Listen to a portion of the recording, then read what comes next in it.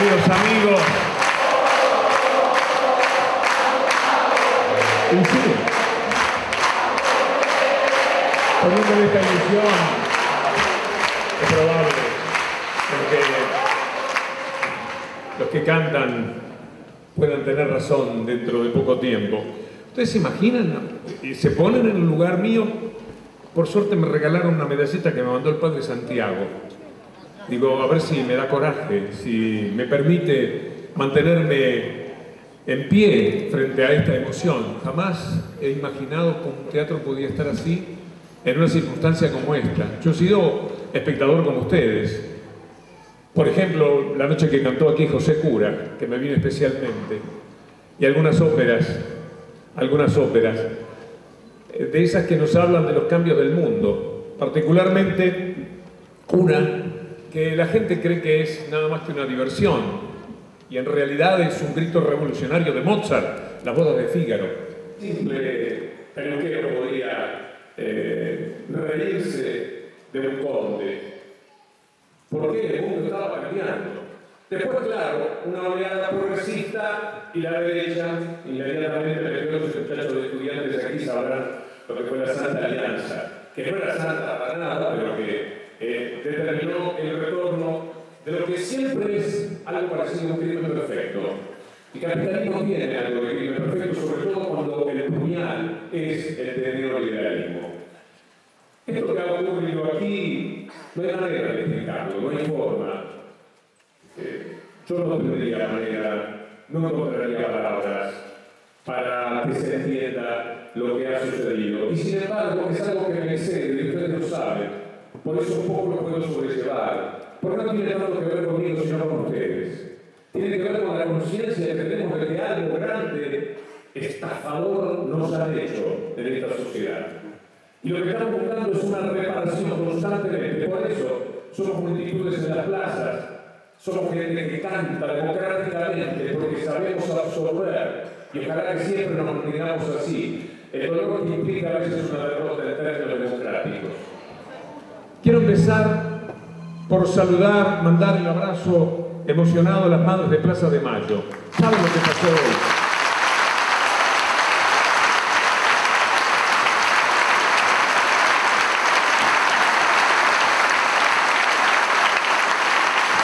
Querida, hoy, como si fuera el corolario de todo lo que han hecho, llevándose por delante y provocando a la sociedad, no les demos la posibilidad. Lo que quieren es enojarnos. Lo que quieren con cada una de las bravuconadas es que nos enojemos y hagamos algo que, como ellos se terminaron creyendo lo de sucios, malos y feos, sea el comportamiento que ellos están esperando. Están muy sorprendidos, pero como esta no era la gente horrible de la que nosotros hablábamos, y resulta que son brazos transpirados y mentes con las gotas de transpiración perlando los rostros, cantando en las plazas. Esta es la gente fea de la que nosotros hablábamos. Y entonces provocan cada vez más. Lo que ocurrió hoy en la Plaza de Mayo parece mentira. No puede creerse uno que sea verdad, que no querían permitir que las madres de Plaza de Mayo estuvieran en el lugar que ellas inventaron para el mundo, que hicieron grande para el mundo desde la búsqueda de memoria, de verdad y de justicia. ¿Cómo se pueden atrever? ¿Cómo ocurrió esto? Bueno, como está sucediendo cada uno de los hechos, que se van hilvanando de una manera que no alcanzamos a tener otra cosa que perplejidad frente a cada uno de esos episodios. Así que quería compartir con ustedes esto que ocurrió hoy con las madres de Plaza de Mayo y no empezar lo que es este contacto sin mencionar algo que nos duele en el corazón. ¿Quiénes son los que querían impedir que las madres ocuparan la Plaza de Mayo? ¿Quiénes son? ¿A quién representan? ¿De qué nos hablan? ¿Qué mentiras llevan en el alma para ir contra esa verdad que lleva miles de jueves mostrándole al mundo lo que es el espíritu de lucha del pueblo argentino representado por las madres de Plaza de Mayo? Bueno, esto ocurrió hoy, hace nada más que unas horas, pero saberlo, imponer la lucidez, que tengamos plena conciencia de cómo son las cosas, es lo que nos está ayudando. porque sabemos lo que nos han hecho, sabemos lo que nos están haciendo y nos damos cuenta de lo que pueden llegar a hacernos si no estamos lúcidos y preparados para esta batalla, aunque sea de las plazas y de los teatros, de los lugares donde entre la alegría y una cierta tristeza, la desazón de lo que ha ocurrido y la esperanza de poderlo revertir, nos encontremos para que podamos hacer este canto a la esperanza que buena parte del pueblo argentino es hoy día. Le quiero agradecer a Rosario porque esto que ha ocurrido no es la primera vez. Esta fotografía habla de lo que sucedió el día que me habían echado de la radio y que se armó una especie de convocatoria más extraña todavía que esta, en la Plaza de Mayo. Ahí está la fotografía. Estos son ustedes, seguramente, muchos de ustedes. Esta es Rosario diciéndome de una manera mágica y que sin que yo lo pudiera saber, no todo está perdido y que hay mucha gente que viene a ofrecer su corazón todavía. Ojalá se fuera capaz frente a esta multitud de entregarles algo de valor artístico para poder compensar esta tarde transpirada, esta tarde de abanicos en la que ustedes están quizás animándose a esa reparación. Me inhibe la presencia de Agustín Rossi aquí delante porque ante semejante orador todavía tengo en mi corazón. Saludos, Agustín.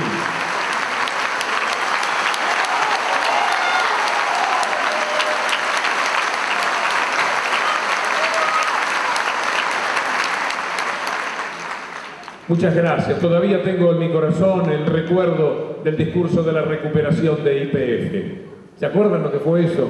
Lo vibrante que resultaba. Qué lindo estar en un congreso de la nación representando al pueblo para poder decir aquellas verdades que estábamos escuchando entonces. Y qué tristeza ese congreso ninguneado todo este tiempo y todas estas semanas para con un decreto de necesidad y urgencia burlarse de la ley más maravillosa que la democracia haya generado, que es la ley de medios, a la que se han llevado por delante, como tantas otras cosas en este tiempo en el que los que prometían más república la están abochornando, los que pedían más democracia se la han llevado por delante y los que pedían más libertades están conculcando las libertades de prensa. Quiero saludar con Alicia Simeone, que tanto tiene que ver con todo esto, y con el sindicato de prensa. Quiero saludar a los amigos que han quedado en el exterior del teatro. ¿Qué te pasa, Alicia? Bueno, está en la calle, aquí me avisan los compañeros que están en la organización, que la calle, La Prida, entre Mendoza y 3 de febrero, está cortada por la gran cantidad de gente que no ha podido ingresar al teatro y que está viendo estas mismas imágenes a través de la pantalla colocada en la puerta del teatro. Así que yo lo que quiero hacer es agradecer a todas y a todos los que se llegaron en nombre de la organización a la que pertenezco, el Sindicato de Prensa Rosario, y de Homo Sapiens Libros, que contactó a la editorial Coligüe y nos permitió tener esta jornada hoy. Y por otra parte, un inmensísimo agradecimiento a la gente del Teatro El Círculo, en especial en la figura del presidente de la Fundación Cultural Guido Martínez Carbonell, que nos cedió gratuitamente, nos han dado el sonido para poder llevar adelante esta jornada que verdaderamente ver el teatro desde aquí. Todos nosotros sabíamos que Víctor Hugo era un amante del círculo, que le gustaba mucho este lugar, pero verdaderamente impresiona ver esta escena. Quisiera comentarte rápidamente, Víctor Hugo, quiénes están presentes y darle la bienvenida a Jesús Emiliano, compañero de Víctor Hugo desde hace mucho tiempo y quien se va a referir a la presentación del libro, porque en realidad esta excusa que hoy tenemos para estar aquí es la presentación del libro de Víctor Hugo, y cuando digo excusa no estoy minimizando el hecho, sino que creo que nos sobrepasa a todos, a nosotros como organizadores, Perico no sé dónde está, el amigo Perico Pérez de Homo Sapiens, al sindicato de prensa y por supuesto nos sobrepasan. Ha habido un gran esfuerzo, un trabajo conjunto de las dos instituciones para organizar esto y si hubo alguna desprolijidad pedimos disculpas. Se puso realmente la mayor voluntad en que todo esté preparado para que ustedes puedan disfrutar de este encuentro con Víctor Hugo, que por supuesto no voy a presentarlo ni voy a decir quién es. Solamente hacer esta referencia porque lo siento como periodista, como dirigente sindical desde hace muchos años y porque soy parte de una institución que trabaja permanentemente por la libertad de expresión y el derecho a la información que no le corresponde a Víctor Hugo, a mí o a Jesús Emiliano, nos corresponde a todos, a todas las personas. Aquí, Víctor Hugo, hay una concurrencia, pero bueno, hay representaciones de las distintas organizaciones sociales, comunitarias, académicas, de derechos humanos, partidarias. Vos saludaste a Agustín Rossi y junto a él también están los dos diputados del Frente para la Victoria, Josefina González Toceto y Marcos Pérez. Un gran aplauso para ellos. A riesgo de olvidarme de contarte algo más de quienes están acá, sí, quiero decir que en el espectro partidario estuvieron invitados el PJ, está la gente de Nuevo Encuentro, con Roberto Montero, que nos ayudó en la organización.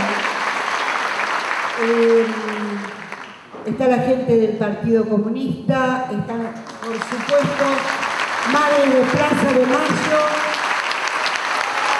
las compañeras de hijos, el Centro de Derechos Humanos Juan Carlos Gardela de la Facultad de Derecho, a través del compañero Víctor Garavelli, un verdadero luchador por los derechos humanos y abogado laboralista. Está también Norberto Ferrari. Está aquí con nosotros Matías Layuz del Movimiento Sindical Rosario. Gracias, compañero Layuz, por estar aquí. Y nosotros invitamos a todos los gremios que forman parte del movimiento sindical Rosario y que, discúlpenme, no alcanzo a ver quién está o no. Bienvenidos a todos, Luz y Fuerza, municipales, SADOP, sé que voy a olvidarme de alguno y pido disculpas, pero todos quienes forman Federación Gráfica, ese movimiento, fueron invitados y estamos seguros que están aquí con nosotros, como la Central de Trabajadores, la CTA de los Trabajadores, no sé si está la compañera Sonia Leso o alguno de los otros compañeros que forman parte de la dirección de CTA. Hay numerosas, está la multisectorial de solidaridad con Cuba y la Patria Grande, que hacía referencia a tu latinoamericanismo y a tu lucha por la integración latinoamericana y caribeña. Aquí me han hecho llegar una adhesión realmente fantástica, y es de las potras de la yegua. Bienvenida y gracias. Quiero decirte, Víctor Hugo, que aquí en la segunda fila está presente Anaí Rubín, tu corresponsal en Nueva York, junto al profesor José Andrés López de la Universidad, la gente de Radio Universidad, todo un gran agradecimiento porque nos ha ayudado muchísimo. La sala también está colmada de trabajadores de prensa de Rosario, de los distintos medios de comunicación. Y hay que decir que este encuentro, esta verdadera fiesta que hoy tenemos, porque creo que es eso, una verdadera fiesta, un encuentro entre quienes queremos reflexionar, entre quienes queremos pensar qué nos pasó, pero también no seguir con lamentos, sino encontrar el camino y el instrumento que necesitemos para salir juntos, en unidad, lo mejor organizados posible, porque solamente con esta buena voluntad espontánea que a veces tenemos, creemos que no lo vamos a lograr. Así que bienvenido a la multiplicidad de organizaciones, la gente del AFCA, Rosario, supongo que Liliana Albornoz está acompañándonos, la concejala Norma López del Frente para la Victoria,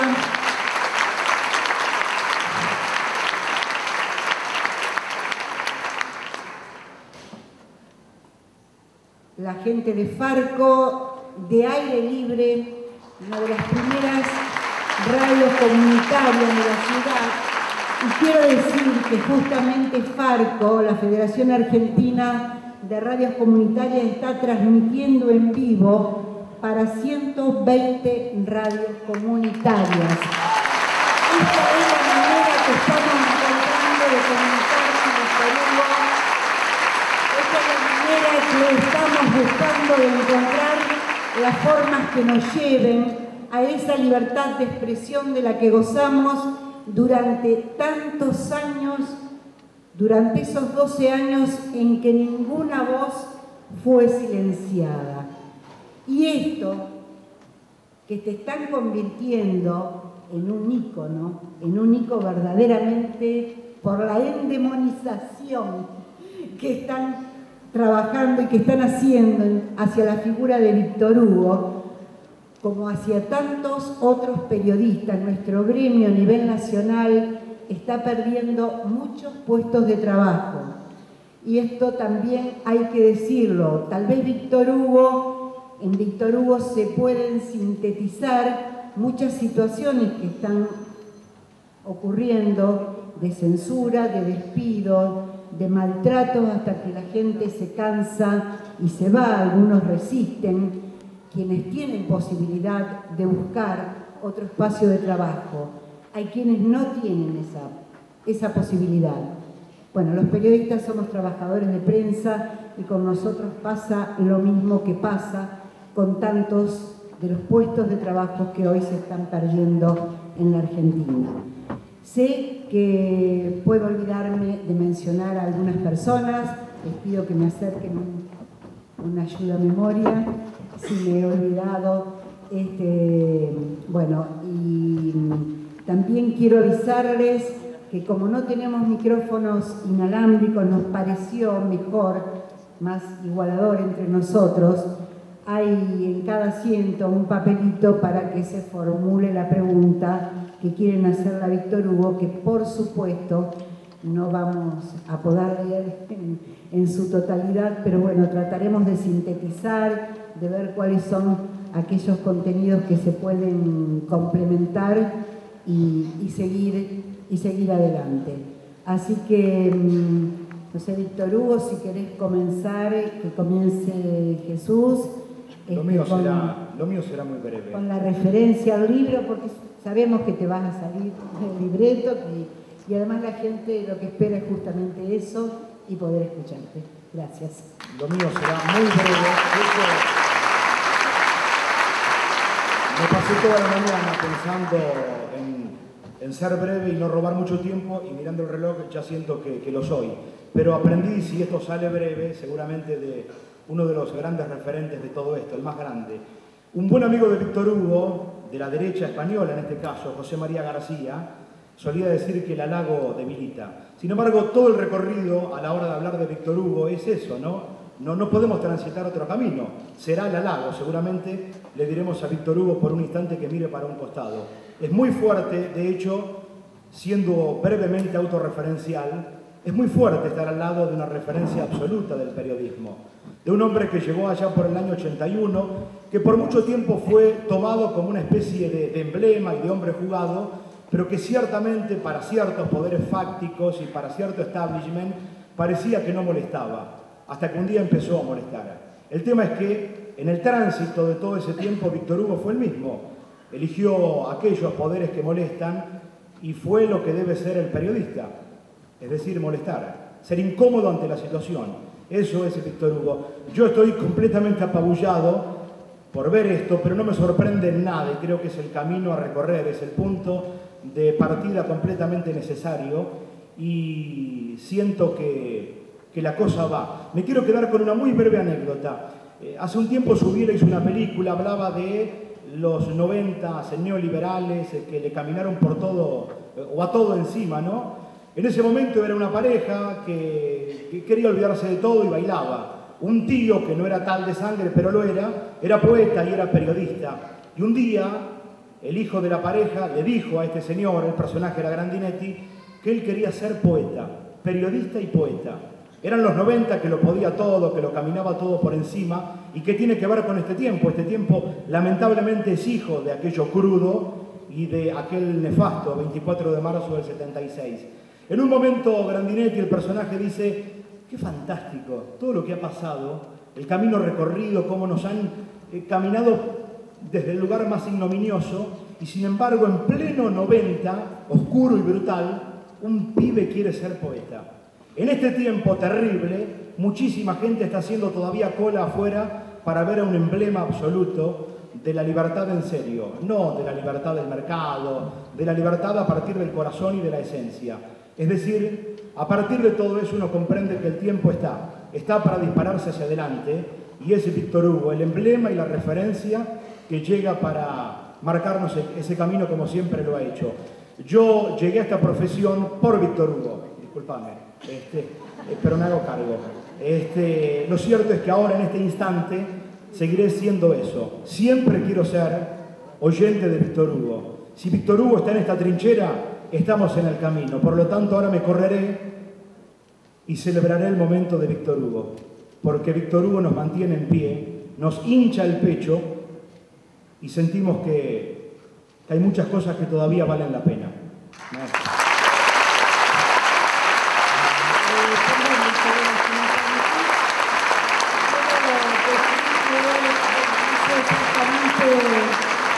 Donde se ha ubicado, por supuesto, está también Perico Pérez, el titular de Homo Sapiens, que nos hizo esta invitación para organizar juntos este encuentro, esta fiesta, me gusta más, esta fiesta contra la censura, por la libertad de expresión, por la defensa de la ley de servicios de comunicación audiovisual. Y está nuestro compañero Edgardo Carmona, Juan Pablo Sarkisian, y no puede estar una de nuestras compañeras, Estela Hernández, por motivos personales, una verdadera luchadora por la ley de servicios de comunicación audiovisual y que forma parte del Consejo Federal de la Ley. Tenemos un servicio. Gracias. Bueno, a José y a Julián, que nos faltaban, también el saludo. A cada uno de los presentes, yo lo guardaré eternamente en mi corazón, porque lo de ahora, mientras escuchaba, muy emocionado, casi sordo, bueno, en realidad estoy un poco sordo, además, muchos años de auriculares. Vos todavía usás auriculares, es un problema que tenemos la gente de radio. Yo en estos momentos soy un hábil conversador social desde mi sordera, un vaqueano de la sonrisa si veo que sonríen, de la cara de preocupación si veo que la mano viene por ahí. De vez en cuando digo, entonces, ¿cómo era eso? Para que me lo repitan a mí directamente. Porque, bueno, son muchos años de auriculares. Me dicen que faltaba saludar, y lo hago con mucho gusto, me estuve fotografiando con él, al obispo Federico Pagura, con sus 93, dándonos la cátedra de juventud. El pretexto de este encuentro es el libro. Un libro que escribí en el mes de noviembre, que publicó Coligüe generosamente porque era muy difícil. Yo estoy preparando un libro que tenía que ver con lo que en minutos nada más voy a estar mencionando. Y al final estoy escribiendo otro libro que son los 100 días neoliberales. Quiero salirle al cruce de lo que estaba ocurriendo con un libro que estoy escribiendo apasionadamente, noche a noche, tarde a tarde, tomando nota de lo que va sucediendo en el marco, en el contexto de este ataque neoliberal que sufre la Argentina, que también padece buena parte de América Latina. Y en ese marco quiero mandarle, seguramente con la complicidad de todos ustedes, un gran abrazo a Evo Morales.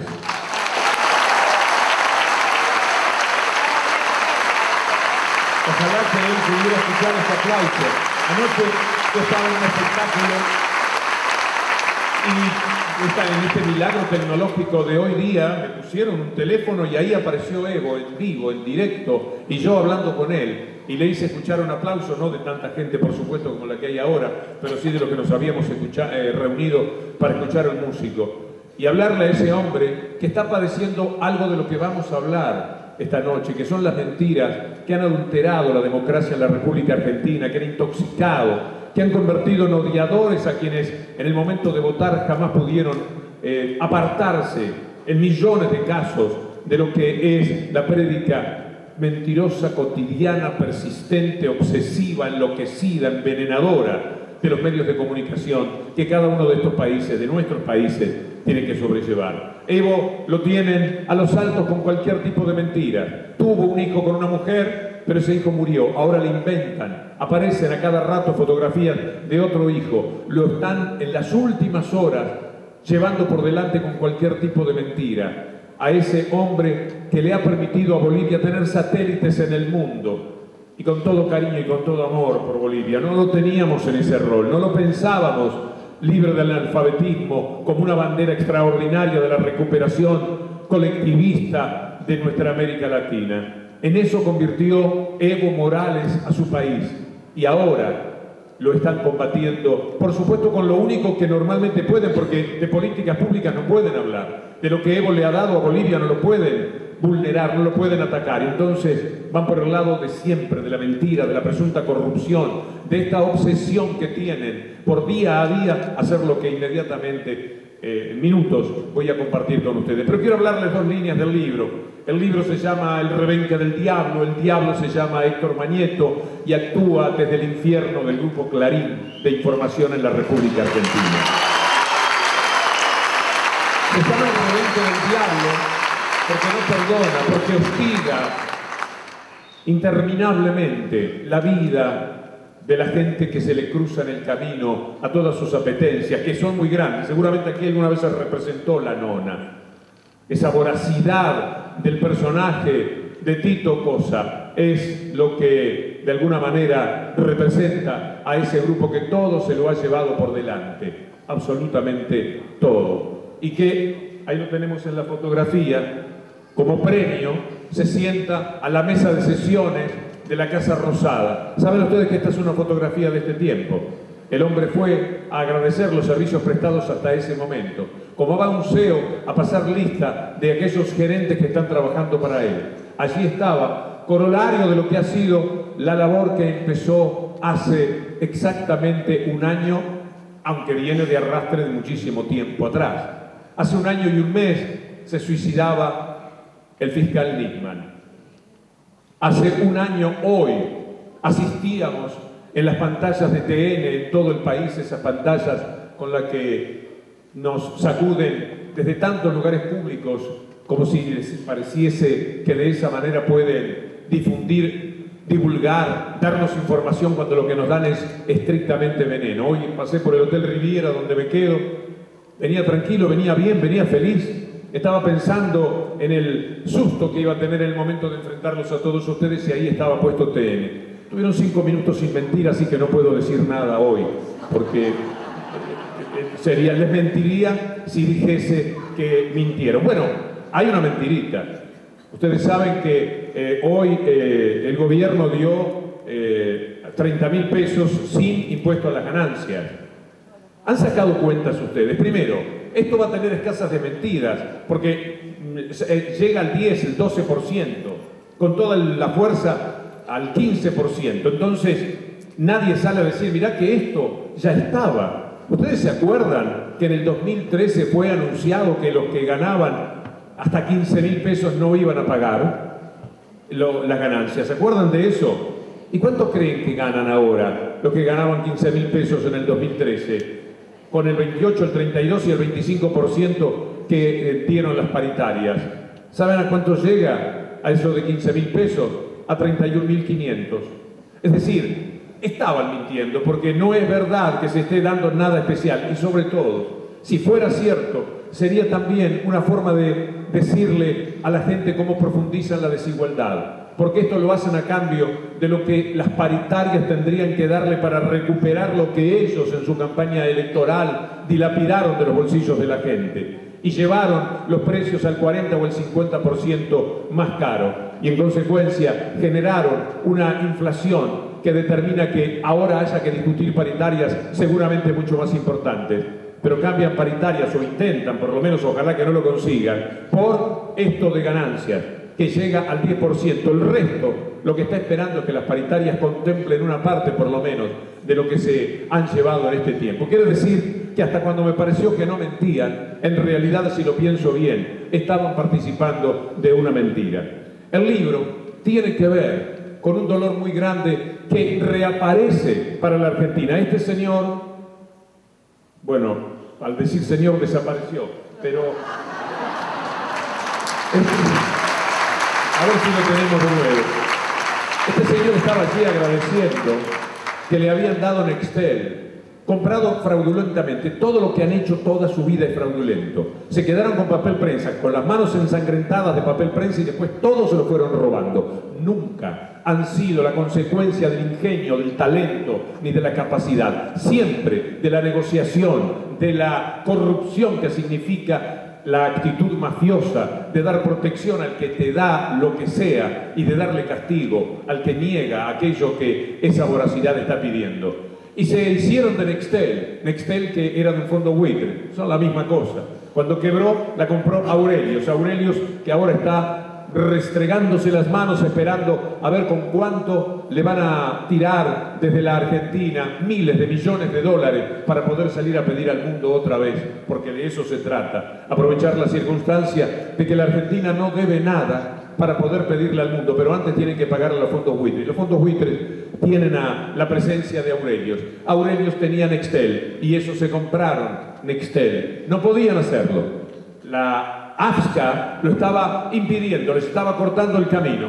Macri, que es el representante, el gerente de esta corporación que domina la República Argentina, dijo: no hay ningún problema, aquí está el decreto de necesidad de urgencia que le va a permitir comprarse Nextel. Se compra Nextel y seguramente dentro de poco tiempo el fútbol, que ya en una estafa colosal les ha devuelto el gobierno a Clarín y para disimular a algunos otros medios privados, va a volver, y va a volver con ellos pagándolo para meterlo, para ponerlo en los celulares de Nextel. Hasta se permiten contra otro grande, bastante también difícil de defender, que se llama Telefónica, hacerlos esperar 3 años, para que en esos 3 años puedan asentar el negocio de Nextel y el fútbol, porque el fútbol se verá a través de los auriculares. Mucho se ve a través de los auriculares ya. ¿Vieron que ya no se ve el fútbol en los auriculares?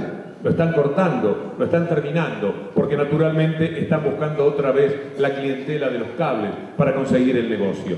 En esa pelea, en el año 2000, había estado también temblándome las piernas como ahora frente a los senadores de la Nación, junio del 2000, para denunciar uno de los tantos robos que ellos intentaban, eliminatorios del Campeonato Mundial del 2002.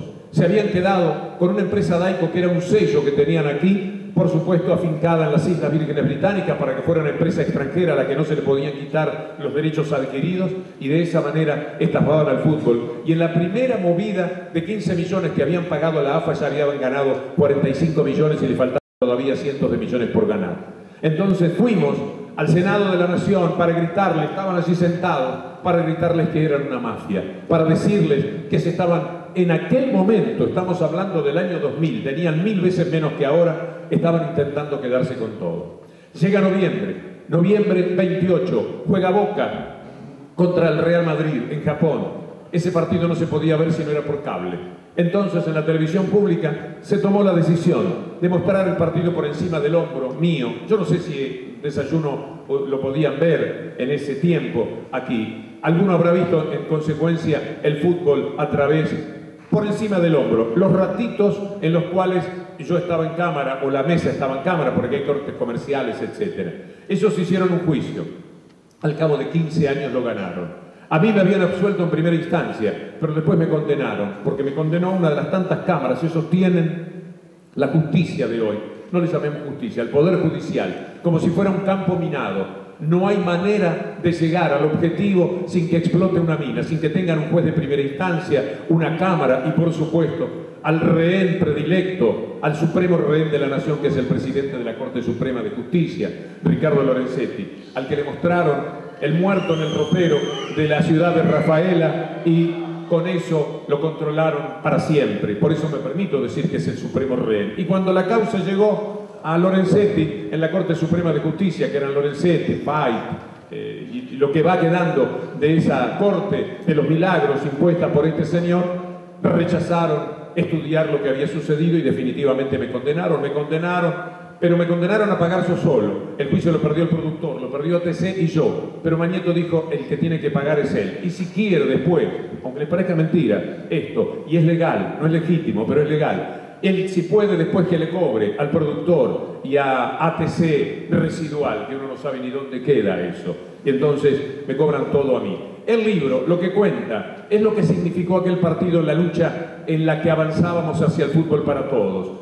El libro cuenta que hubo un motín en una cárcel de encausados en Córdoba porque no nos dejaban ver el partido. Había ciudades que se trasladaban, de Mar del Plata se iban en caravana a Balcarce, a los bares de Balcarce para ver el partido a las 7 de la mañana. Así se vivía aquel momento en la República Argentina por el tremendo poder que impedía que un partido que hacía el interés de toda la nación fuera visto solamente por los que pagaban, que como decía aquel hombre de torneos y competencias, decía, lo más democrático es que el que quiera ver pague. ¿Se acuerdan de esa frase? Bueno, y lo más democrático entonces era que los que querían ver ese partido pagaran. Y el libro cuenta lo judicial, lo humano, lo que pasó, todo lo que fue el proceso.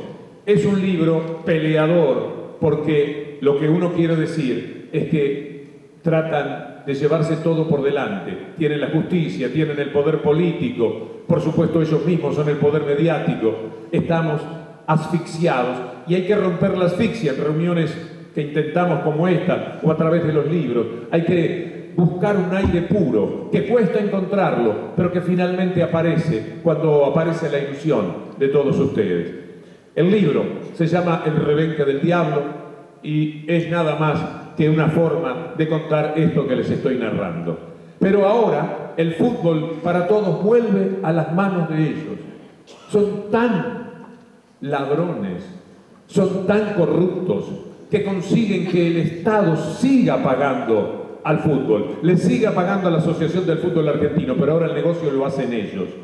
Tomemos una cifra global de lo que se paga por año, 2.000 millones de pesos, con 150 millones, menos del 10%, Clarín, en primera instancia, y otros canales se están quedando con los mejores partidos. Quiere decir que el Estado vuelve a ser tonto, vuelve a ser torpe, vuelve a ser muy pobre frente a los poderes corporativos y mediáticos. Paga todo, pero ya no se cobra con la publicidad que el Estado tiene que hacer. Si ellos quieren hacer una campaña contra la inflación, que buena falta haría, si quieren hacer una campaña contra el dengue, que también sería necesaria en estos momentos, ya se están quedando sin pantalla para los partidos más importantes, porque le están devolviendo de a poco lo que van a recuperar muy pronto totalmente, pero por lo menos lo van a pagar, pero lamentablemente ya no será para todos. Seguramente lo que ahora ha sido lo más democrático, lo más extraordinario, lo más inclusivo, la gente humilde, la gente que sabe lo que ha significado el fútbol para todos, entiende de qué estoy hablando. De ustedes que deben haber visto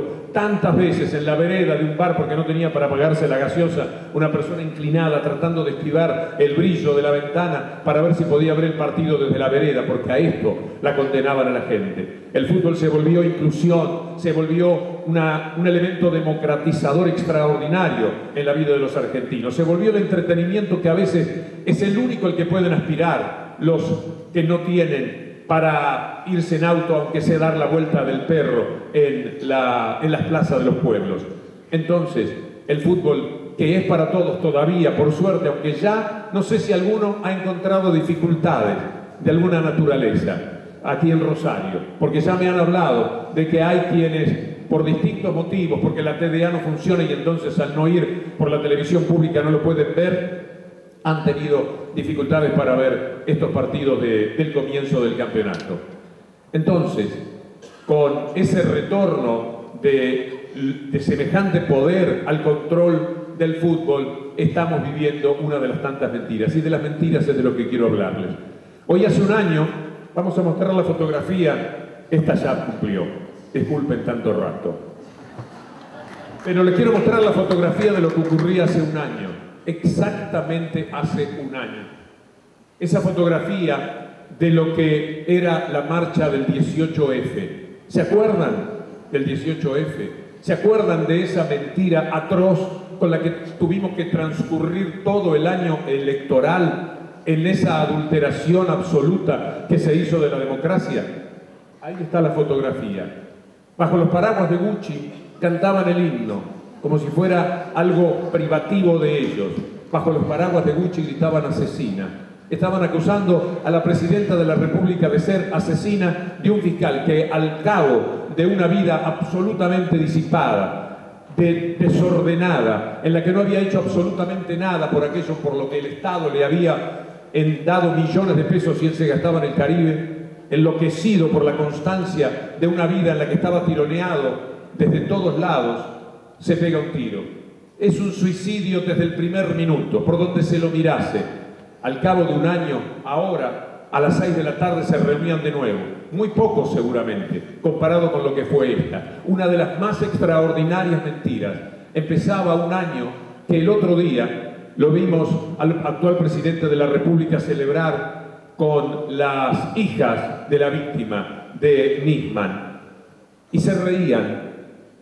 La chica sería por nervios. Macri se reía porque no podía parar de pensar que hacía un año había empezado a ser presidente de la República, porque esa fotografía tiene que ver con la primera de las grandes mentiras de solamente un año. Yo había escrito en el 2014 un libro llamado Mentime que me gusta, 50 capítulos de 196 mentiras constatadas en la tapa y en los títulos interiores de los diarios Clarín y La Nación. Habíamos elegido 50 para no ser redundantes. Yo terminaba de escribir el libro en el mes de enero y cada día había una nueva mentira, sobre todo por el caso Nisman, y entonces pedía permiso a la editorial. Decían, si vas a seguir buscando las mentiras no lo vas a publicar nunca más el libro. Entonces, ¿se acuerdan lo que hicieron con el caso Nisman? ¿Se acuerdan de lo que sucedió entonces?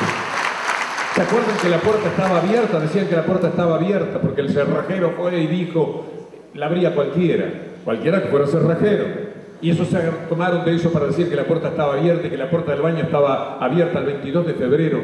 En el editorial del diario Clarín llegaron a escribir, lo pueden buscar ustedes, el editorial, lo más importante del diario, que el asesinato de Nisman había sido cometido por un comando iraní-venezolano.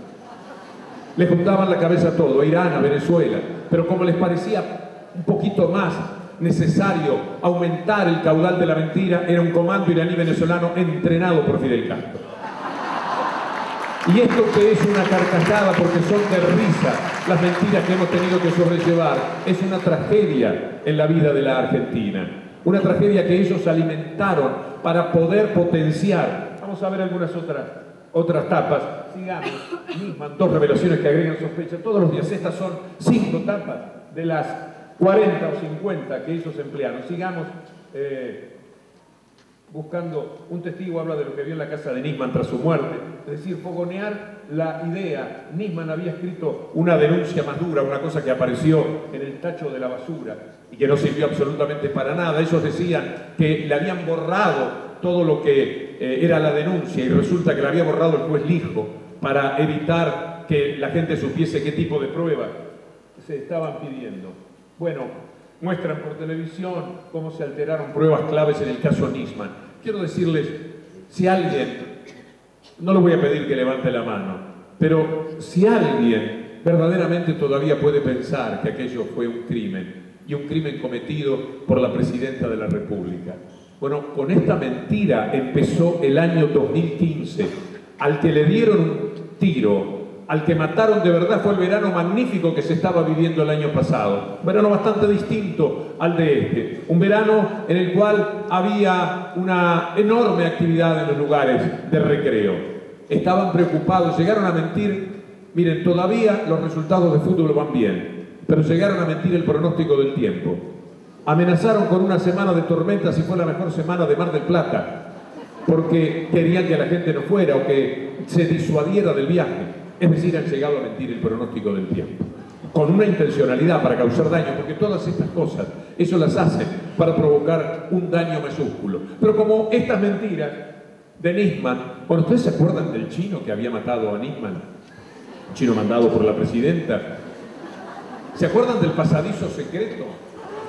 Ustedes se dan cuenta todo, bueno, del disparo a 15 centímetros que la señora de los almuerzos decía que era la distancia que había entre el revólver y la sien de Nisman, para que entonces era que lo habían matado. Habían entrado con él al baño, le habían dicho quédese quietito acá frente al espejo, creo que le tenemos que pegar un tiro, y Nisman dijo, ¿cómo no? Adelante, dele nomás.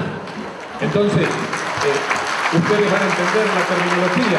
Como nadie se pega un tiro como tirando un córner, hay que ponerse el revólver en la sien, entonces no era suicidio. Con todo esto han jugado. Lo del pasadizo secreto, imagínense ustedes los gauchitos del edificio Le Parc de Buenos Aires, que tienen un pasadizo para ir de puerta a puerta por si alguno se queda sin arroz y pasa, le golpea la puerta y entonces dice, me presta arroz hasta mañana.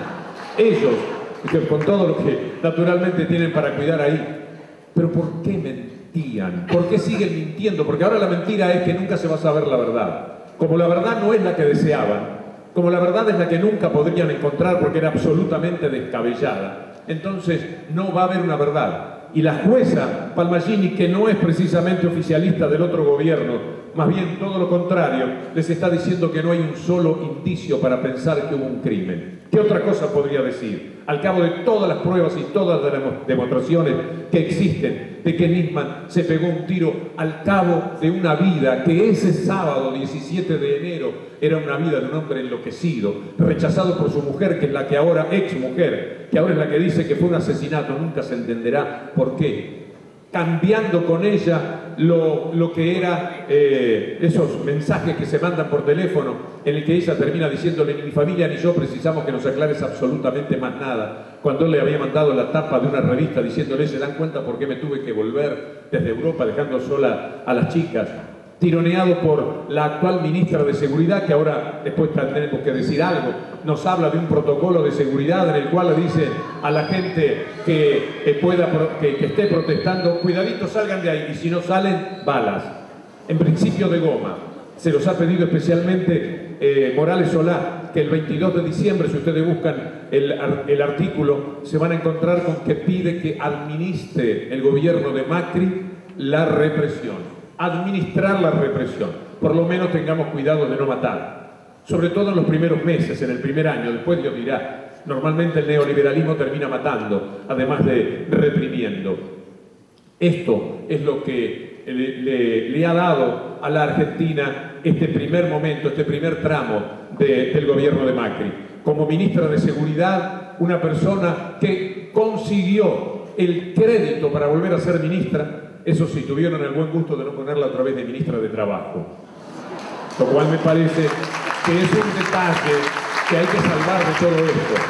Pero ella y Laurita Alonso se ganaron la posibilidad de ser ministras en la República Argentina.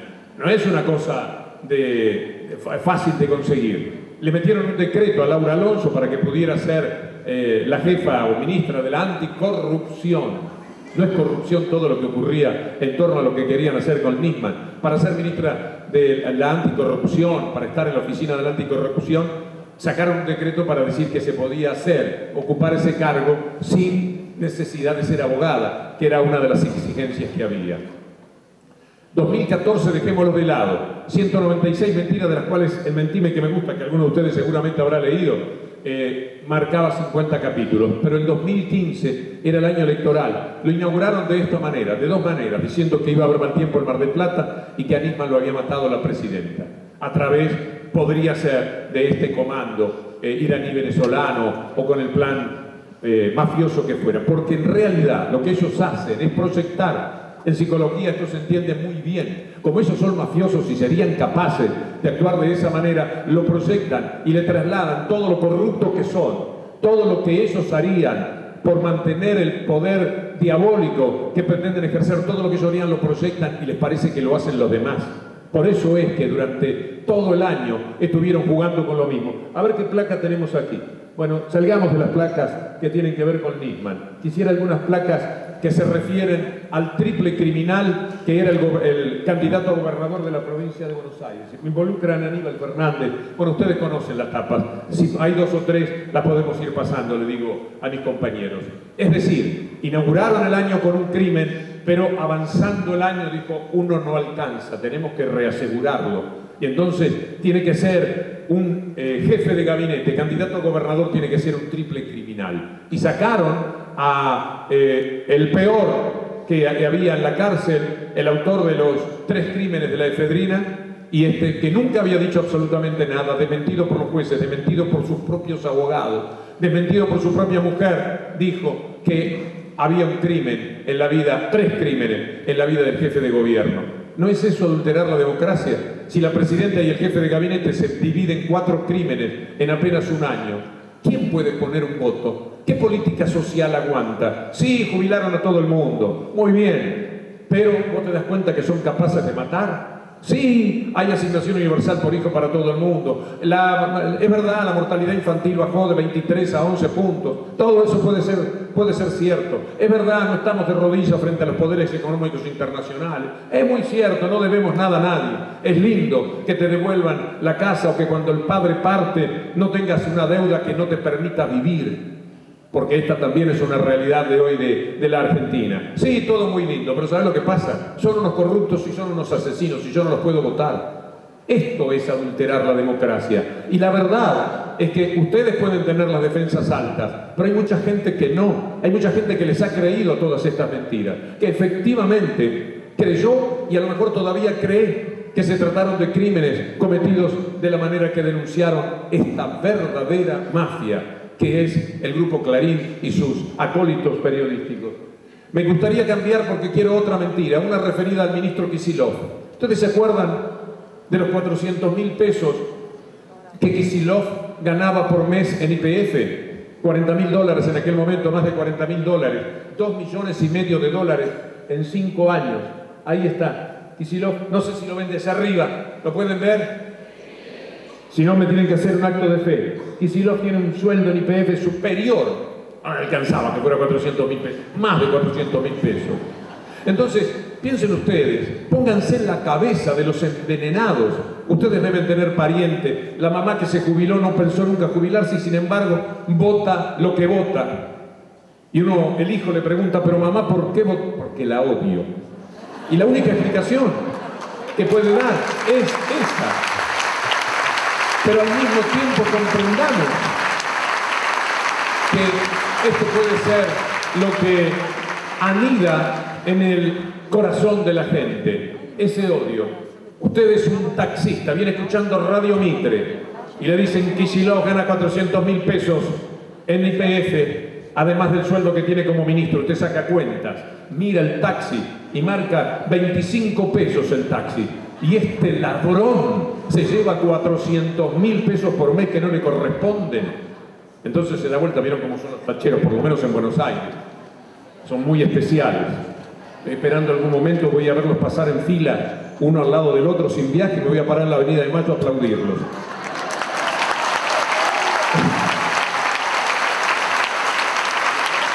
Entonces el tipo del taxi se da vuelta y le dice al pasajero, se da cuenta estos ladrones. Y el pasajero asiente y se convierte en cómplice de lo que están escuchando. Porque no puede ser, la verdad es que si fuera cierto que un ministro se está llevando 400.000 pesos que no le corresponde, está en el diario, aparecen los zócalos, el Hotel Riviera lo debe haber mostrado seguramente, y todos los lugares donde entramos. Yo no tuve tiempo en el lugar que me habían designado para que me quede, si no me voy de verdad, porque estoy repugnado de que dirijan nuestra vida de esa manera. Es una agresión lo que yo siento, porque es una manera de tomar partido y hacernos a nosotros víctimas de ese partido que toman. Ponete ESPN, TIC si querés, poné aunque sean los que se roban el fútbol, pero no me vengas a trabajar todo el tiempo con los zócalos de las noticias, de todas las mentiras que esta gente es capaz de decir, porque esto estaba en los zócalos, horas en los zócalos, horas en todas las radios, en la radio donde yo trabajo, por supuesto. Las radios, ustedes saben, mis colegas saben cómo es la historia. Los informativos se hacen con los diarios y se hacen con la televisión. Y normalmente se hace mirándolos a estos tipos, porque esos son los que fijan la agenda. Y si uno no dice lo que dicen ellos, se encuentra con un panorama en el cual puede ser hasta refutado, porque por algo no habla de la corrupción de la que hablan ellos. Y uno termina también haciéndoles el gusto. Entonces, esto de los 400.000 pesos. El que compra el diario, todo el día estaba el diario. Por suerte algunos Clarín todavía se quedan a las 6 o 7 de la tarde de cada día, porque venden menos. Pero no importa, el daño que hace, por otro lado, es enorme. Entonces, alguien mira, pispea el diario y ve lo de los 400.000 pesos y le dice: el kiosquero se da cuenta, y el kiosquero que vendió mucho menos diario de lo que pensaba y mucho menos revistas, dice, comenta, musita, estos ladrones. Y después vamos a mostrar las cuentas de Máximo Kirchner. 65 millones de dólares en cuentas, él y otro tanto la ex ministra Garré, que si esto fuera cierto, pero no existía la cuenta. ¿Saben ustedes algo más grave? No existía el banco. No era que era mentira, no existía absolutamente nada, una construcción. ¿Cuándo volvieron a ver una noticia de ese tipo? La tiran, generan la locura y el odio y después la dejan que se muera sola la noticia. ¿Se acuerdan ustedes de las bóvedas que uno de esos fiscales cachafaces del 18F, Campagnoli, quería que fueran a allanar la casa de la presidenta? ¿Se acuerdan de las bóvedas que mostraban? ¿Se acuerdan la bóveda que mostraron en el programa de televisión de Canal 13 que era 2x2 y decían cómo era una bóveda? Y el arquitecto que había llevado decía: no, eso no es así. Pero no les importaba, eso se instala en la información, porque a Kicillof o a Máximo Kirchner o al que sea, ellos lo ensucian frente a 30 o 40 millones de personas, porque tienen esa llegada.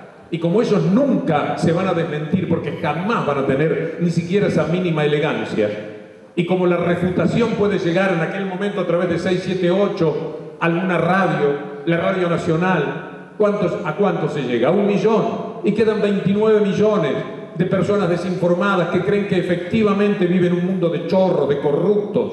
¿Se acuerdan de Seychelles? ¿Se acuerdan lo que le contaron a la gente? Yo estoy hablando de los medios. También puede ser que alguien, desde el punto de vista político, se sienta identificado con lo que lo digo. Yo lo digo por el asco que me provoca todo esto. Porque hace 25 años que, por suerte, no sé ya ni por qué, he tratado de luchar para decirle a la gente: miren, estamos en manos de unos verdaderos truanes, de quienes se roban absolutamente todo y envilecen nuestra vida. ¿Ustedes se acuerdan de Seychelles? Además de las bóvedas. Seychelles era aquel viaje que iba la presidenta, paró el avión, dijo: estoy mirando en el mapa, porque vio en la parte de atrás de los aviones, hay mapas para mirar, para entretenerse. Miró el mapa y dijo: Seychelles, me parece que acá tengo algo, paren el avión. Y entonces hizo una escala en Seychelles y le dijo al piloto y a los ocupantes del avión: espera un momentito que ya vuelvo. Y se fue al banco y le pidió al gerente: me muestra lo que tengo, los lingotes de oro, las parvas de dinero que había, más o menos como una madre que va a visitar a su hijo que está pupilo en un colegio y quiere ver cómo es su habitación, cómo tiene todo. Bueno, aquí se iba a visitar lo que era el dinero. ¿Ustedes escucharon alguna vez más la palabra Seychelles? ¿Ustedes se acuerdan de las cuentas que había en Nevada? ¿Se acuerdan que había periodistas que denunciaban y que participaban y que llevaban la voz cantante? Y que un día la presidenta dijo por televisión: fíjense que ya no dicen nada más, porque cuando buscaron la lista estaban ellos. Esto es verdad, esto es lo que ha ocurrido en consecuencia. Entonces, bueno, esta es una fotografía que tiene que ver con la única mentira de Mentime que me gusta, que no era del 2014. Esta fotografía tiene que ver con algo que también es parte de la insidia que explica por qué el veneno de tanta gente. Porque si no, no hay manera de explicar lo que ha sucedido. con el alma tomada por el veneno. Habría que agarrar a la gente y por la espalda y empezar a chuparles y sacarle, como cuando alguien lo pica una serpiente, sacarle el veneno que tiene adentro, porque lo único que puede alimentar ciertas conductas es lo que influye esta gente. El periodista decía, pero tanto influyen, pónganle 4 años, porque me decía, en el 2011 también mentían, pero en el 2011 todavía no habían llegado estos grados de locura, y en el 2011 habían transcurrido solamente un par de años, y en el 2011 además no se sentía la tremenda crisis que vive el mundo como indudablemente se sintió en estos años. Entonces, ¿cómo si con los medios en contra sacaron el 54%? Pónganle ustedes los títulos de los diarios de todos los días, los miles de zócalos que hubo que bancarse, todos los medios de comunicación diciendo todo el día que si andás por la calle, cuidado porque te matan, te pegan un tiro. ¿Ustedes escucharon, vieron alguna vez un número sobre los números de la inseguridad, sobre los números de muertos? ¿Saben por qué nunca lo dieron? Porque los números los desmentían. Porque en el año 2006 hubo 4.600 crímenes en la República Argentina, de toda índole, por supuesto. Y eso bajó, hasta ahora no se pasa la cifra de 3.000, 2.800, 2.700, 2.600, por eso nunca lo daban. Datos del Banco Mundial, datos que tienen que ver con 2 ministerios en la República Argentina, datos que tienen que ver con planilla, no es una cuestión de percepción, como la que ellos crean a través de la televisión, mostrando 20 veces una madre que llora porque le mataron el hijo y dando la sensación de que así no se puede vivir. Y de esta manera envenenaron a la gente, con la corrupción de Seychelles, de las bóvedas, de las cuentas en el exterior, de cada una, de lo de Kicillof. Multipliquen los efectos que significa en ustedes mismos, en nosotros mismos al principio de toda esta historia. Ustedes se acuerdan de Lonca, se acuerdan de Skanska. Yo también, como cualquier hijo de vecino, en los tiempos en los que no estábamos entrenados para levantar nuestra defensa y saber de las mentiras de las que son capaces, también podíamos creer que efectivamente esto era así, y los 500 millones de Santa Cruz, que después volvieron hasta el último dólar, y lo que era la denuncia cotidiana de 3 o 4 casos, uno de esos fundamentalmente era Skanska. Entonces, como periodista, como persona, nosotros tenemos que mejorar el protocolo que tenemos cuando ensucian a la gente y nos dicen que hay corrupción detrás. No puede ser que ellos sean, desde la corrupción en la que han vivido, los grandes estimadores de cuál es el grado de corrupción en la Argentina. Ellos y el diario La Nación, que no se sabe ni de quién es. El diario La Nación, que es una empresa, se llama Barton, que puso 40 millones de dólares, no se sabe de dónde salieron, lo más probable sea la plata negra que se han llevado de papel prensa, porque además de todo lo que hicieron con papel prensa, además de todos los diarios con los que se quedaron en el país, además de todo el poder que les dio, con papel prensa ellos consiguieron que lo que era cada uno de los lugares donde había un diario importante, finalmente quedárselo, tenerlo como tienen ahora absolutamente eso bajo control y bajo su dominio. Quiero mostrarles, ya pasó la tapa de Máximo, quisiera correr con otras tapas, me han quedado un poco atrás, no, seguí para arriba. Máximo Garré ya pasó, porque quería mostrar los temas económicos. Poneme 4 o 5 tapas seguidas de lo que es la economía. El paro por ganancias tuvo un fuerte impacto. Esta es la manera de trabajar. El gobierno quiere un techo de 25% para los aumentos de salario. ¿Vieron este título en este tiempo? Me imagino que no. Cayeron 6,5 la venta de los comercios minoristas. Todos los días algo así. Cuando no es la corrupción, cuando no es la inseguridad, mejoras en ganancia bajo presión sindical. Es la mejora que les estaba hablando. La mejora que ahora redondean para abajo, porque en vez de 31.000 pesos que correspondería, lo van a dejar en 30.000. Otra más. Bueno, el aumento, estaban preocupados con los autos 0 kilómetros. Y después, el valor de la asignación universal cayó un 25% por la inflación. Cada uno de estos títulos se correspondía con datos que venían del Fondo Monetario Internacional, de la FAO, etc. Cuando mostramos a la presidenta y cuando mencionaba lo de el diario La Nación, tenía que ver con eso que les mencionaba del diario La Nación, que es de un fondo desconocido que puso 40 millones de dólares y que no se sabe quién es. Jamás lo van a decir. Los Mitre, a los que siempre mencionamos cuando se habla del diario La Nación, en este momento son un busto en los pasillos.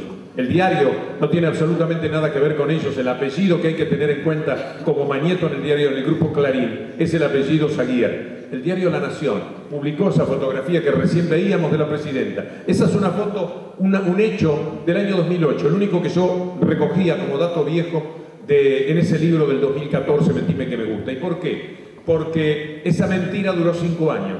Esa mentira decía que la presidenta había ido a la reunión de la FAO en Roma, pero frívola se había ido a Bulgari a comprarse joyas de $100.000 y sábanas de $1.000 cada una. Esta era la información que dijeron. Como esto era una mentira, que ellos jamás hacen nada por aclarar. Fíjense que tienen su corresponsal en Roma y bastaba decir vayan a Bulgari a ver si es cierto que la presidenta fue de compras ahí. Iban, decían, aquí estuvo la presidenta. No, no estuvo la presidenta. ¿Segura? No. Aquí no vino la presidenta de los argentinos. De ninguna manera. Miren qué fácil, pero no. Ellos envilecen la vida dejando a quien le dicen que tiene las cuentas en Seychelles o que tiene bóvedas en su casa, porque además ni siquiera se ponen de acuerdo nunca. El robo chiquito de Otesur de 10 millones de pesos o es fantástico de 2.000 millones de pesos, o todo les viene bien, o todo, como uno piensa frente a lo que son las denuncias de corrupción, todo es una dramática mentira con la que transforman la vida de la gente. Entonces, hubo un juicio que se prolongó hasta el año 2013, 2014 y que fue ganado por la presidenta. Lo tuvo que hacer contra el diario italiano de la información, al que había recogido el diario La Nación, en algo que ellos hacen muy bien. Le piden a Globo, le piden al Corriere della Sera, le piden al Mercurio de Chile, publicá tal cosa, y acá la recogen y dicen, miren lo que están diciendo en el mundo de nosotros, algo que, si ustedes ven la CNN, ¿se castigan por eso?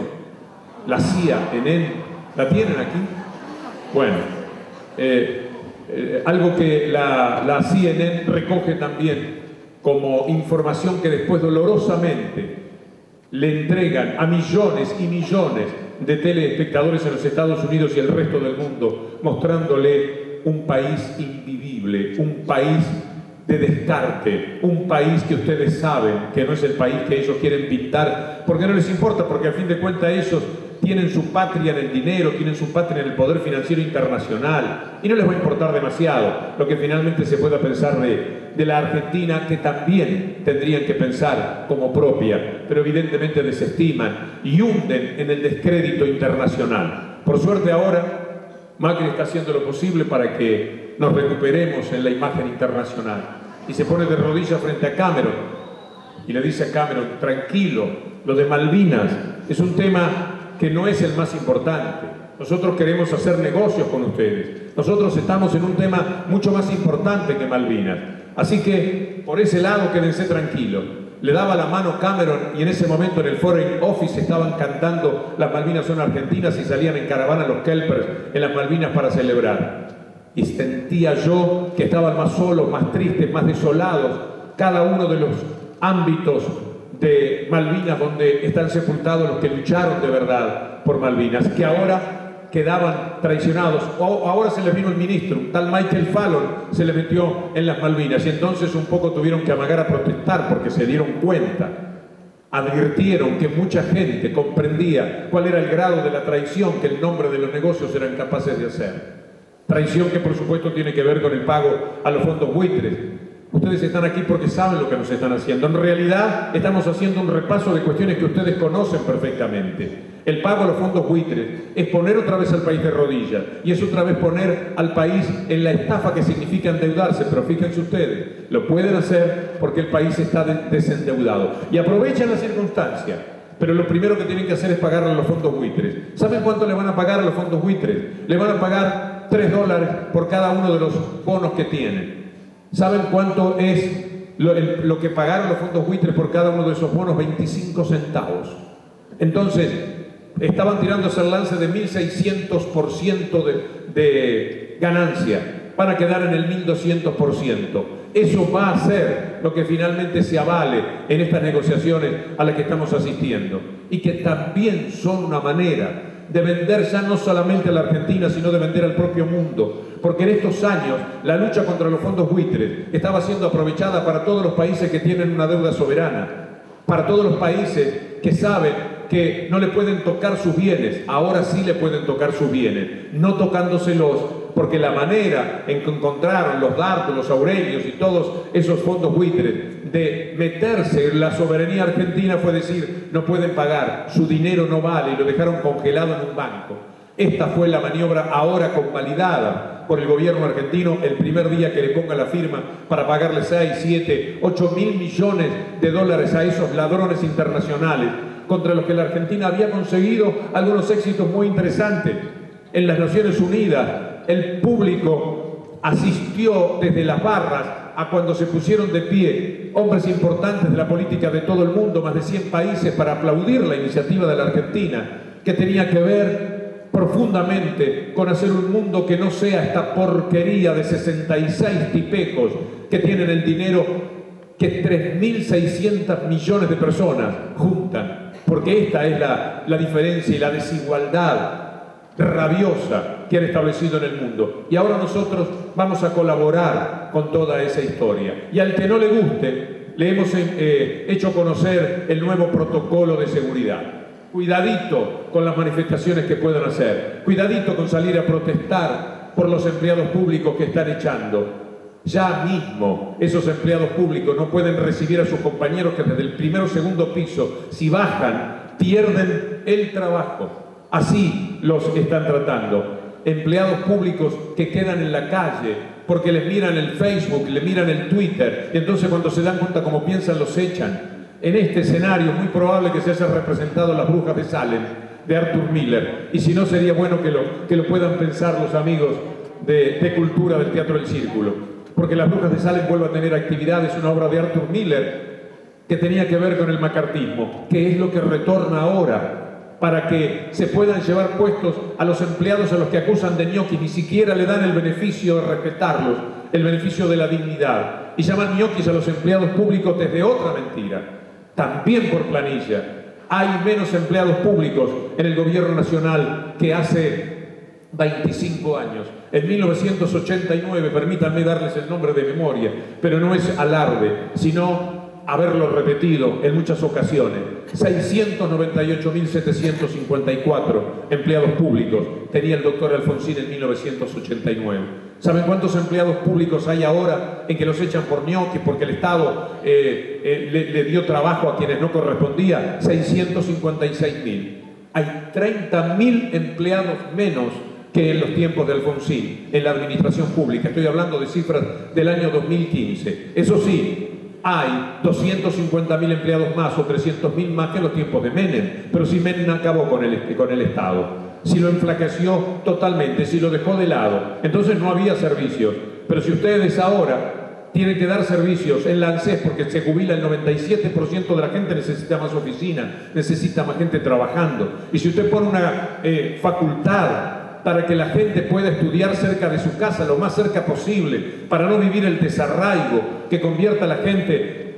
Me he cansado de conocer estudiantes, hinchas de estudiantes y de gimnasia por el resto de la Argentina, que son los que iban los domingos pobres de estudiantes a ver esos partidos en la Ciudad del Plata porque tenían que ir a esa facultad. Ahora les puede quedar a la vuelta de sus casas, les puede quedar muchísimo más cerca, y entonces por supuesto se exige tener profesores y más seguridad, que es la que se pide, y policía, y profesores, y gente que tiene que atender. A mí me atendieron el otro día en la ANSES, me presenté antes de ayer a hacer mi formulario de jubilado, por las dudas.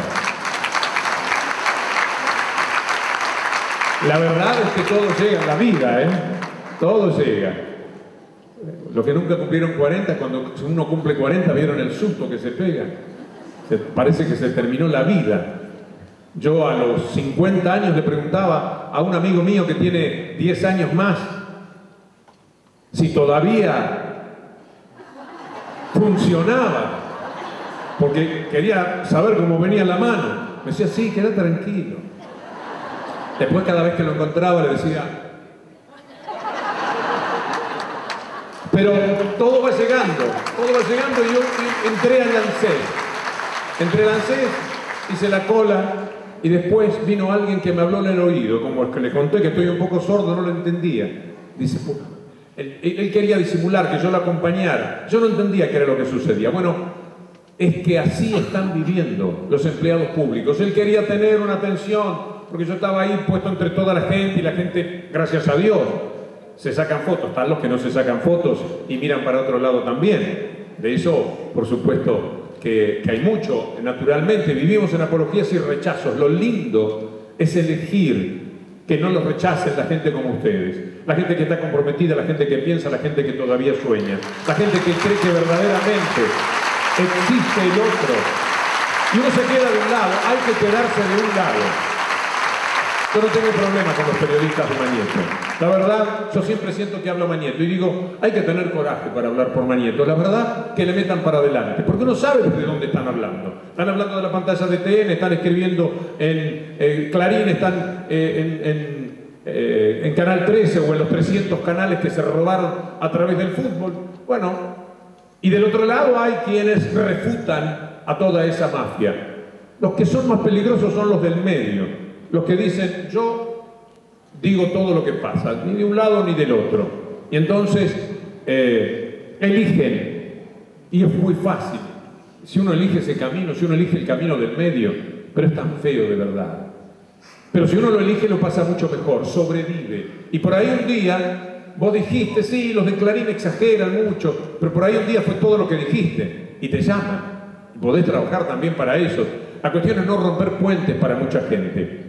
Yo le temo bastante a los colegas que están a mitad de camino, a los que presumen de una independencia de las dos campanas. Sería más o menos, a mí me gusta este ejemplo, ir a la Guerra Civil Española y encontrar la confrontación de Franco y los republicanos, y decir yo, que se arregle, yo soy neutral. ¿Cómo puedo ser neutral? En una pelea en la que tenés de un lado a la maldad, al diablo, y del otro lado tenés los sueños de quienes quieren cambiar el mundo y hacerlo un poco más habitable y hacerlo un poco más justo. ¿Cómo me venís a decir que vos sos neutral en esa discusión? Te pido por favor, por lo menos no te vistas con el ropaje de periodista justo, independiente, equidistante. ¿Equidistante de qué? De la pelea de Tyson con un niño. Entran al ring Tyson, un niño, y vos tranquilo, te quedás manso, diciendo que se arreglen ellos. No, hay una desventaja, hay una desigualdad. Tenés que informar que hay una desigualdad, informar con análisis. No existe la noticia por sí sola si no tiene análisis y no tiene contexto. Y cuando uno le pone análisis y le pone contexto, se acerca al mundo que sueña, se acerca a lo que vale la pena según su propia conducta, que puede ser errónea, pero es lo que uno elige en la vida. Inmediatamente, cualquier tema que aparezca, ustedes en el corazón tienen un dato, una información, un acto de fe para poder hacer. Es inevitable y en el periodismo sucede exactamente lo mismo. Entonces, ¿qué información quieren tomar? Quieren tomar la información de Eve de Bonafini, entonces vamos a tener un periodista que diga, sí, es verdad, no la dejaban ir a la Plaza de Mayo y eso es una barbaridad. Pero también pensemos lo que dice Eve de vez en cuando. Ese es el periodista que hay que temer, porque ese periodista no está jugando ningún tipo de posición. Tomemos lo que puede ser un periodista cuando ocurre algo como lo del protocolo. Sí, van a reprimir, están reprimiendo, pero miren que el año pasado también hubo una represión del gobierno. ¿Se acuerdan de la General Paz? La idea no puede terminar y redondearse de esa manera, porque una cosa es una política pública, una decisión de que frente a 8.500 marchas, como nos muestra la película de todos estos años, haya habido una represión. Una vez se puede haber equivocado un ministro, una vez se puede haber equivocado un comisario, una vez se puede haber calentado un policía, un gendarme, una vez, dos veces, en 8.500. ¿Cuál es la política? Ahora ellos le están pegando a todo lo que encuentran en el camino, le pegan a los de La Plata, le pegan a los de Dar, le habían pegado a la gente del Borda. Se han llevado absolutamente todo por delante. Lo hemos visto, a una murga le pegaron. Le dieron balas de goma a una murga, de pibes y de mujeres. ¿Qué es lo que no les gustaba de la murga? Les gusta otra música. No podían escuchar una murga, no podían ver las cabriolas y las caras pintadas de una gente humilde, de una villa que, como es carnaval, salen a buscar unos pesos y a tocar en la puerta de los vecinos para que le entreguen unas monedas, pero como estaban cortando el paso le dieron hacha. ¿Y qué hicieron inmediatamente? Mentir. Mintieron que había un operativo antidroga que había ocurrido en otro lugar completamente distinto. Tomaron a 2 policías heridos leves, los trajeron metafóricamente al escenario de la murga y los pusieron ahí. Entonces la murga había herido a 2 policías. Son capaces de cualquier mentira. Bueno, los santafesinos saben que se tuvieron que tragar la mentira de que los acusaran de haber capturado a la Nata y a los otros 2 y los largaron para perjudicar al gobierno nacional. ¿Se acuerdan de eso?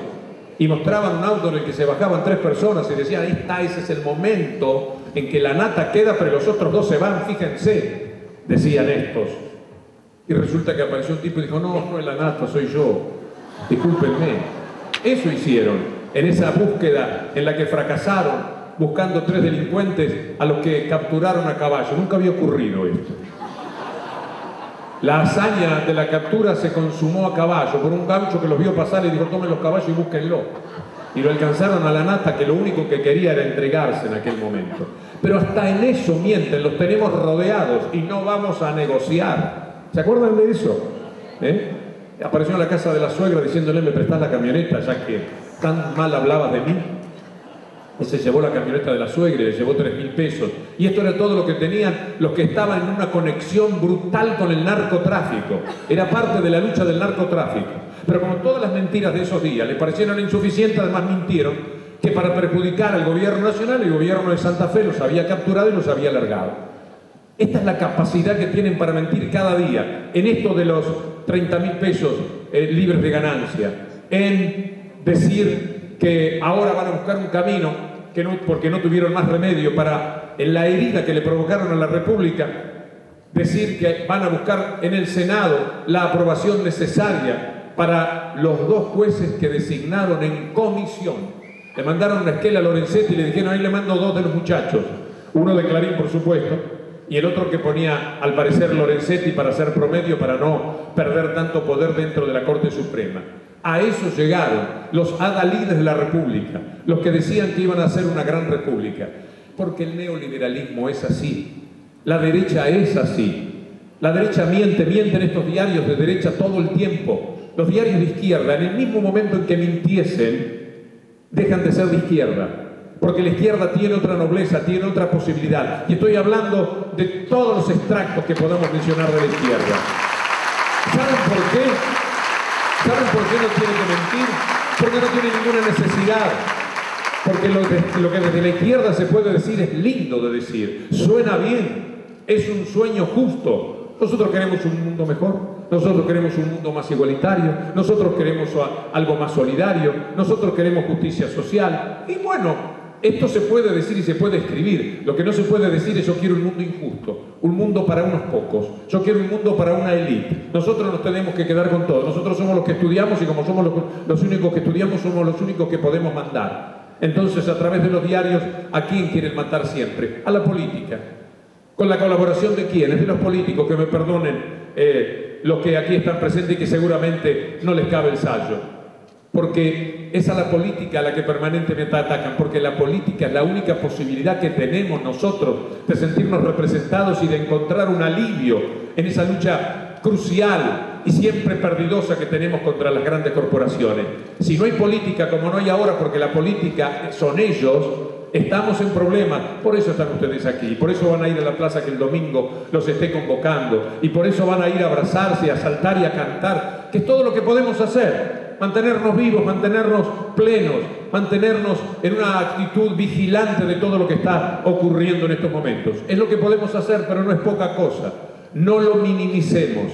Es lindo lo que finalmente tenemos que ocupar como papel en este momento en la democracia de la Argentina. Me parece que aquí hay algunas preguntas. Yo creo que en el vientre de lo que he dicho hay unas cuantas respuestas. Aprovechando que está Agustín, ¿no pensás que la oposición debe tener más presencia en los medios para denunciar? Y si no es posible los medios, organizar asambleas populares. Yo estoy esperando marzo. Yo creo que algunos han aparecido, pero que existe una especie de prurito. Y comprensible, porque si estuviesen actuando y estuviesen participando activamente, che, hace 2 semanas que están gobernando y ya no los dejan gobernar. Entonces, a mí no me provoca pánico que todavía no se hayan expresado con la contundencia que uno espera. Eso sí, no se dejen sacar demasiada ventaja por la gente, porque la gente está, la gente está en la plaza cantando con Fito el otro día.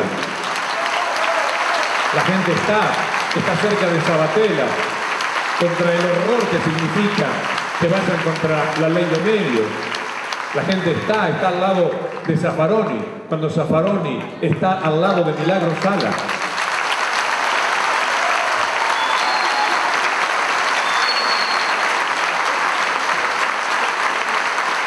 Milagro Sala presa en los mismos días en los que el señor Sturzenegger, procesado por lo del 2000 y el 2001, cuando se venía abajo el país, estaba en Davos arreglando otra vez con el Fondo Monetario Internacional para que vuelva.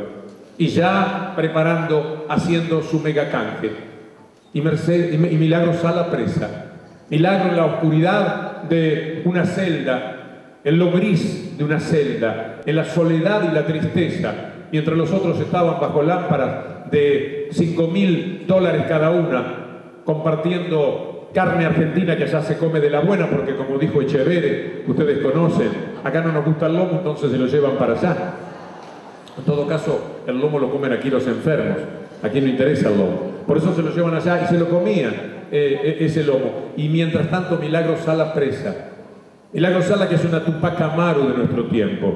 Milagro Sala despedazada por la infamia que le tiran desde estos diarios de porquería, desde estos medios de comunicación que no son otra cosa que mentir y que enfurecer la vida. Milagro Sala, robando ¿para qué? Para pasarse las vacaciones en la Costa Azul. Milagro Sala, teniendo que manejarse frente a los que nunca pensaron que le iban a levantar la mirada, porque ella pertenece a una raza que tuvo los ojos hacia el piso demasiado tiempo y que no sabía cómo levantarlo. Y Milagro Sala le levantó los ojos. ¿Qué es eso lo que les duele? Que ella desafiara a esa clase, diciéndoles con la mirada que los va a pelear hasta el último día de su vida. Entonces no lo pueden tolerar, pero además Milagro Sala, además de pelear contra ese poder de Gerardo Morales, además de tener que enfrentar a esos poderes de los radicales macristas, de quienes han dejado de lado nada menos que el recuerdo de un hombre para mí extraordinario, seguramente para ustedes a lo largo de la película, por más que hayamos tenido discrepancias como siempre hay con los grandes hombres de la política, al doctor Alfonsín.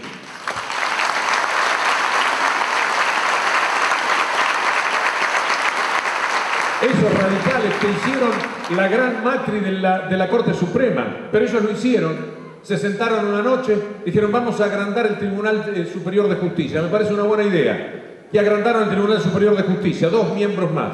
Che, ¿y quiénes son los 2 miembros nuevos? Los que votaron el Tribunal Superior de Justicia. Entonces agrandaron el Tribunal Superior de Justicia con quienes dijeron que lo podían agrandar y de esa manera pudieron encarcelar a Milagro Sala frente a la protesta de todas las instituciones del mundo, no solamente el CEL, sino Amnesty Internacional, todo el mundo dándose cuenta de la barbaridad que significa tener esa luchadora, que quería decirle, no solamente ha tenido que luchar contra los que se animó a mirar a los ojos y a pedirle lo que le corresponde para su raza, sino que también tuvo que luchar con los propios, porque no era fácil moverlos, porque no es fácil después que un mundo, un pueblo, está sojuzgado durante tanto tiempo, que levante la cabeza y se ponga a luchar y que sepa que tiene derechos, que puede tener una pileta, mire usted, y bañarse en la pileta, hasta que Gerardo Morales, tan gauchito, en enero y en Jujuy, les corta el agua para que no puedan disfrutar de esa pileta que les ha dado Milagro Sala, atacándola de esa manera.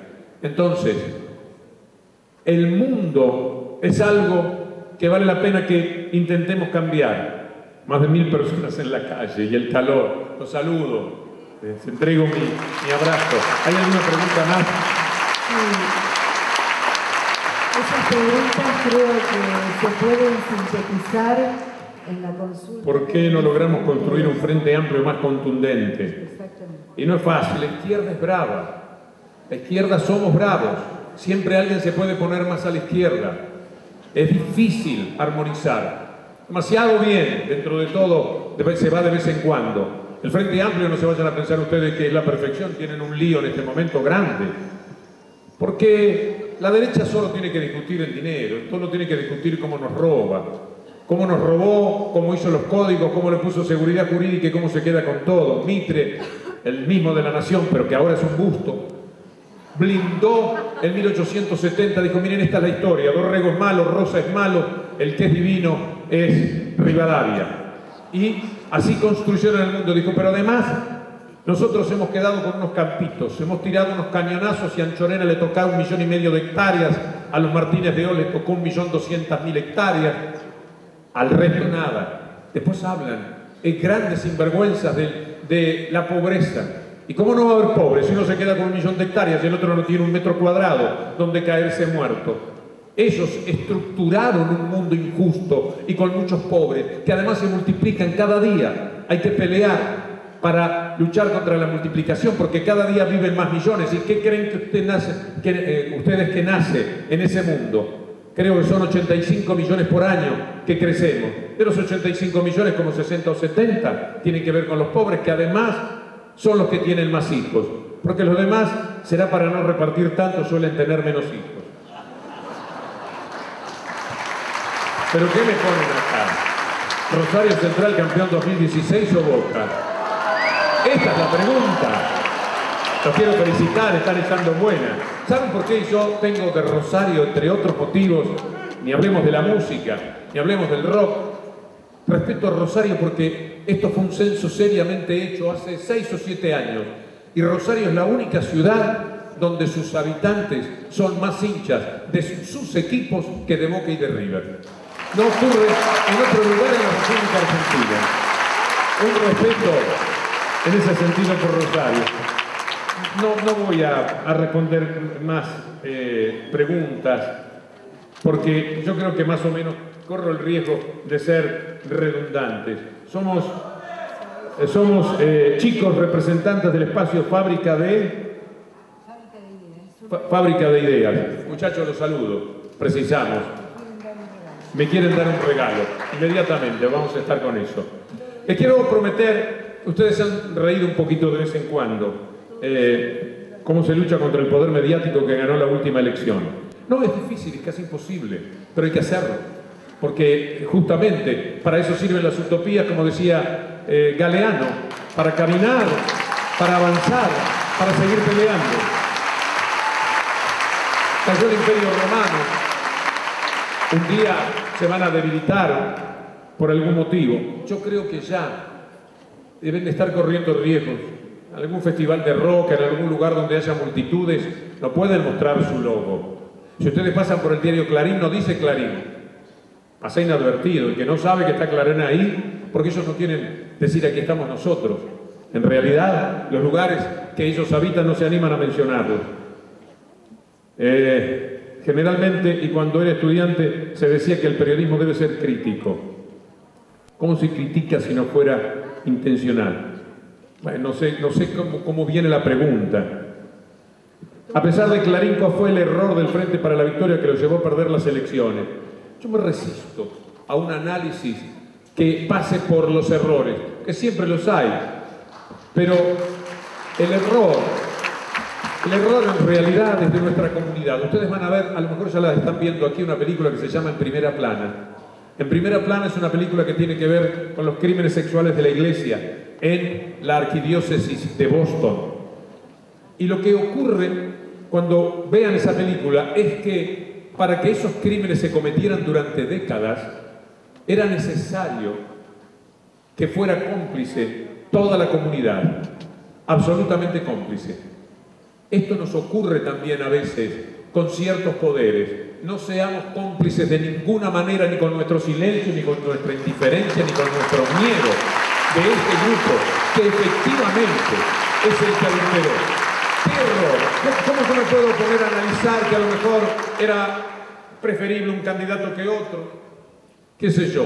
Que lo apoyaran más a Scioli, pero si lo apoyaban más iban a decir, no lo deja hacer. Siempre hay en política impedimentos para saber exactamente qué es lo que está bien. Pero vale la pena revisar eso cuando lo que tenemos son diarios que le están diciendo que nos gobiernan asesinos, que nos gobiernan corruptos y que no podemos vivir, y que lo están diciendo durante todo el tiempo en un medio donde, como nunca respetaron la ley de medios, ellos son los únicos que dan la información. Si no hay otro tipo de información, no sería tan grave lo que ocurre. Por eso el mundo no puede entender lo que pasa en la Argentina. No tiene parangón, porque ya tienen el New York Times, pero el New York Times no es lo que se lee en Chicago. En Chicago se lee el Chicago Bill, y en San Francisco el San Francisco Chronic, y en Francia leen Le Figaro, leen Liberación, y no tienen canales y no tienen radios. ¿Ustedes se creen que el New York Times tiene 400 canales de televisión distribuidos en los Estados Unidos? No tiene ni uno. Tiene una radio, una cosa chiquitita donde da la información del diario.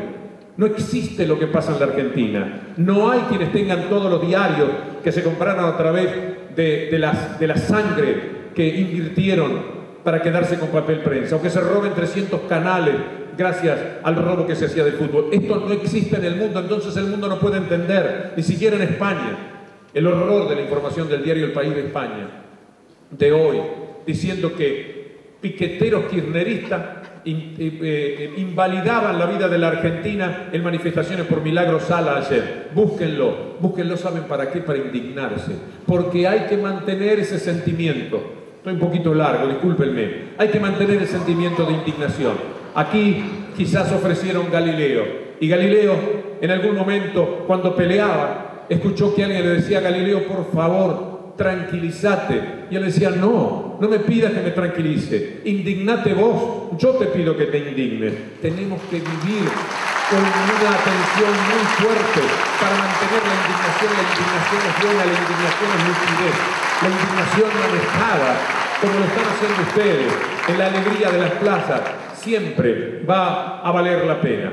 Les decía que como he visto que algunas cosas, la sordera y la jubilación, le pueden causar un poco de gracia, Stoppelman, Adrián Stoppelman, estará aquí el próximo 12 de marzo. El 12, ¿no?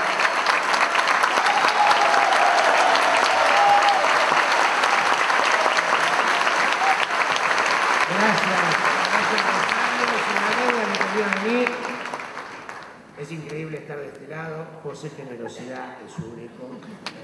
Tengo una crítica para ustedes terrible. Santa Fe nos hizo perder una posibilidad única. Imaginen la fuga con Miguel del Cel gobernador.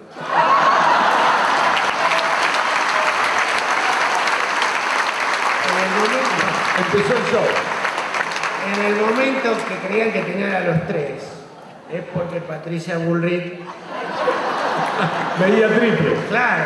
Además, el lugar donde fue, ¿viste? Llamó y dijo: ¿ya está? Sí, acá ya está. ¿Cómo que ya está? No, ya está. Ah, ya está. Están los tres. De cada cosa que dijo podría haber agregado algo. Gerardo Morales es a la democracia lo que Silvia Azul era a la virginidad. Y me preocupa, un minuto más. Divino. Tenemos un presidente fisurado. Tiene una fisura, ¿viste? Tiene una fisura que le permite ciertas cosas y le impide otras. Le impide ir a Quito a pararse de frente a Maduro, pero le permite bajarse los pantalones frente a Cameron. Es rara, ¿viste?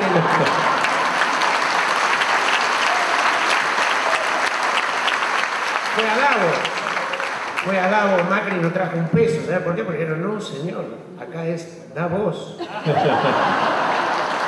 Lo que me extraña es que no haya ido a un lugar preferido de él, que es Quito. Bueno, los espero el 12, esto es lo que tengo que decir, lo más importante, quiero que estén ahí, porque hay que resistir con humor también, ¿eh? El 12... en el Teatro de Empleados de Comercio voy a estar acá y los quiero a todos porque es muy participativo. Recuerden una cosa, guarda, parece que a Macri lo van a nombrar presidente de Portugal.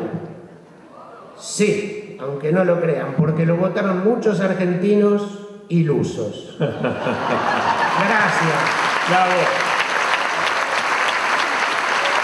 Y lo dijo uno que me había dicho, esto Esto va para los kirchneristas que hay aquí, porque le preguntaron a un kirchnerista, ¿y a vos quién te hizo kirchnerista? ¿Néstor o Cristina? Macri.